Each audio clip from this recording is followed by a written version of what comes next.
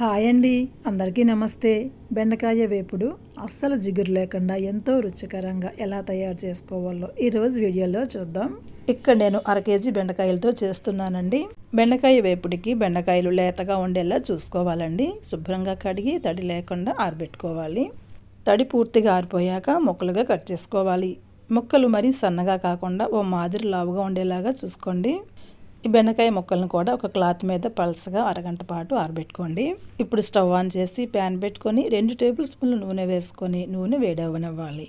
నూనె వేడయ్యాక ఆవాలు 1/2 టీ స్పూను, జీలకర్ర 1/2 టీ స్పూను, 1 టీ స్పూన్ చొప్పున మినపప్పు, శనగపప్పు వేసుకోండి. 1 టేబుల్ స్పూన్ వేరుశెనగ గుళ్ళు కూడా వేసుకోవాలి. అందులోనే ఒక ఎండుమిర్చి తుంపి వేసుకొని కొద్దిగా కరివేపాకు కూడా వేసి ఈ తాలింపుని బాగా వేగనివ్వండి. తాలింపు బాగా వేగాక బెండకాయ ముక్కలను వేసుకొని హై ఫ్లేమ్లోనే పెట్టుకొని 5 నిమిషాల పాటు ఆపకుండా కలుపుకోండి. తేమ లేకుండా బెండకాయ ముక్కలు ఆరబెట్టుకున్నాం కదండి, జిగురు చాలా వరకు తగ్గిపోతుంది. 5 నిమిషాల తర్వాత మీడియం ఫ్లేమ్లో పెట్టుకొని వేగనివ్వండి.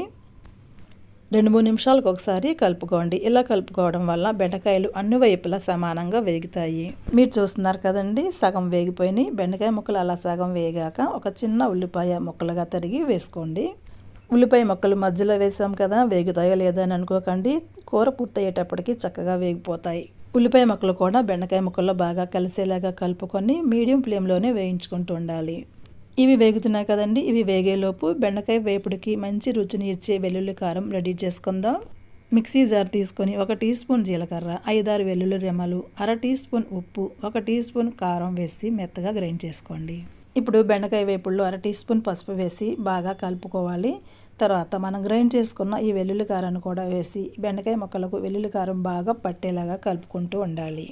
ఈ కారం వేసాక లో ఫ్లేమ్లో పెట్టుకొని ఇంకొక 5-6 నిమిషాల పాటు వేయించుకోవాలండి. ఇలా వేయించడం వల్ల మనం వేసిన ఉప్పు కారం బెండకాయ ముక్కలకు పట్టి చాలా రుచిగా ఉంటుంది. ఇంకోండి, గుమగుమలాడుతూ టేస్టీ బెండకాయ వేపుడు రెడీ అయిపోయింది. బెండకాయ వేపుడు వైట్ రైస్లో కలుపుకుంటే చాలా బాగుంటుందండి.